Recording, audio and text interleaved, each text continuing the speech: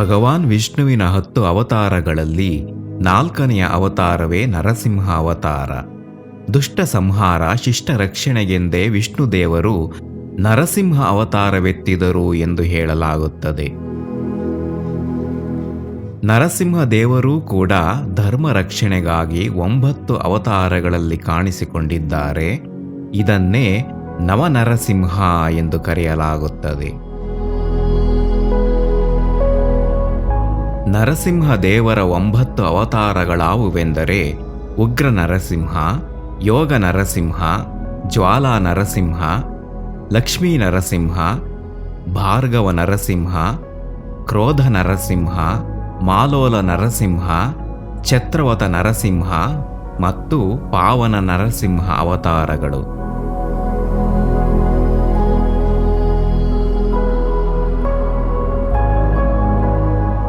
ಹಂಪಿಯ ಬಹುಮುಖ್ಯ ಸ್ಮಾರಕಗಳಲ್ಲೊಂದಾದ ಶ್ರೀ ಲಕ್ಷ್ಮೀ ನರಸಿಂಹ ದೇವರಿಗೆ ಸಮರ್ಪಿತವಾದ ದೇವಸ್ಥಾನವೊಂದು ಹೇಮಕೂಟ ಪರ್ವತದ ದಕ್ಷಿಣ ಭಾಗದಲ್ಲಿದೆ.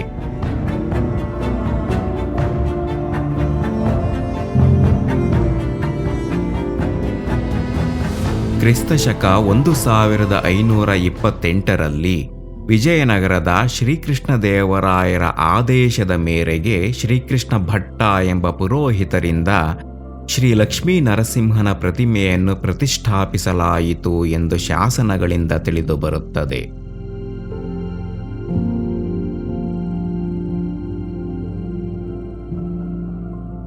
ನರಸಿಂಹದೇವರ ಬೃಹನ್ಮೂರ್ತಿಯನ್ನು ಈ ಸ್ಥಳದಲ್ಲಿಯೇ ಕೆತ್ತಲ್ಪಟ್ಟು ನಂತರ ದೇವಸ್ಥಾನವನ್ನು ನಿರ್ಮಿಸಿರಬಹುದೆಂದು ತೋರುತ್ತದೆ.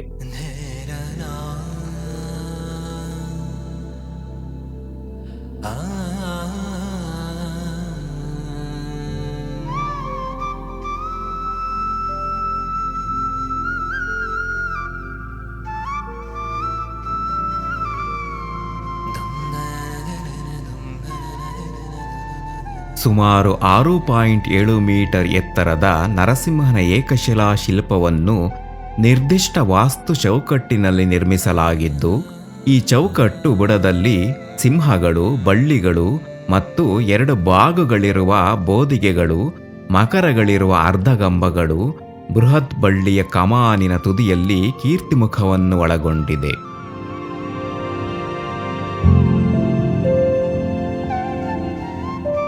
ಏಳು ಎಡೆಗಳ ಆದಿಶೇಷನ ಛಾಯೆಯ ಅಡಿಯಲ್ಲಿ ಭಗವಾನ್ ನರಸಿಂಹನು ಯೋಗ ಭಂಗಿಯಲ್ಲಿ ಕುಳಿತಿದ್ದಾನೆ.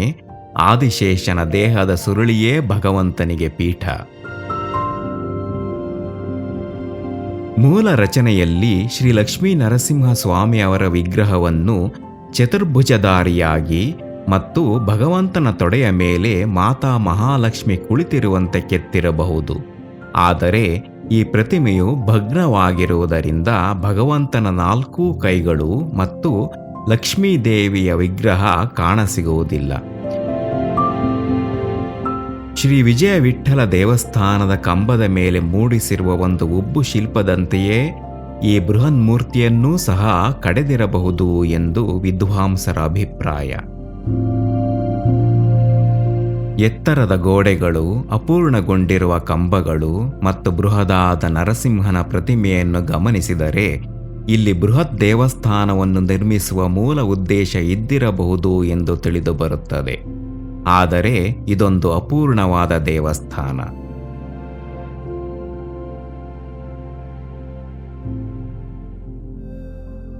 ಶ್ರೀ ಲಕ್ಷ್ಮೀ ನರಸಿಂಹ ಸ್ವಾಮಿ ದೇವಸ್ಥಾನದ ಉತ್ತರಕ್ಕೆ ಇರುವುದೇ ಶ್ರೀ ಬಡವಿಲಿಂಗ ದೇವಸ್ಥಾನ.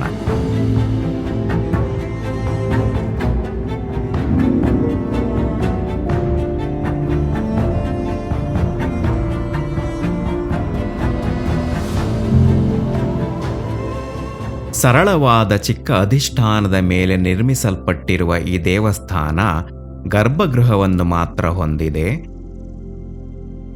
ಇಟ್ಟಿಗೆಯಿಂದ ನಿರ್ಮಿಸಲಾಗಿರುವ ಶಿಖರವು ಶಿಥಿಲಾವಸ್ಥೆಯಲ್ಲಿದೆ. ಸರಳ ಗೋಡೆಗಳನ್ನು ಹೊಂದಿರುವ ಈ ದೇವಸ್ಥಾನದ ಪೂರ್ವಾಭಿಮುಖಕ್ಕೆ ಮುಖ್ಯದ್ವಾರವಿದೆ.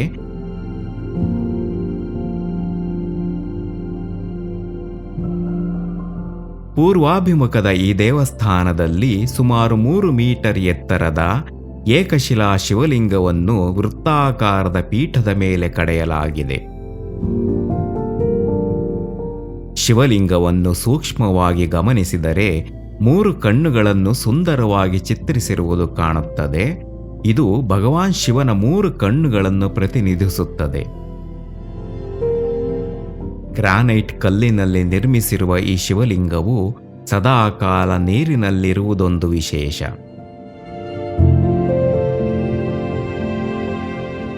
ದೇವಸ್ಥಾನಕ್ಕೆ ಛಾವಣಿ ಇಲ್ಲದಿರುವುದು ಗಮನಾರ್ಹ.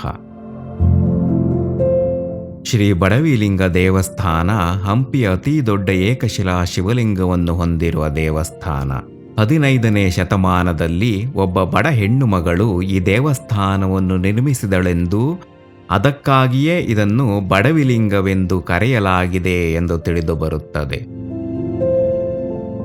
ಬಡವಿಲಿಂಗ ದೇವಸ್ಥಾನವು ಹಂಪಿಯಲ್ಲಿ ನಿತ್ಯ ಪೂಜೆ ನಡೆಯುವ ಕೆಲವು ದೇವಸ್ಥಾನಗಳಲ್ಲೊಂದು.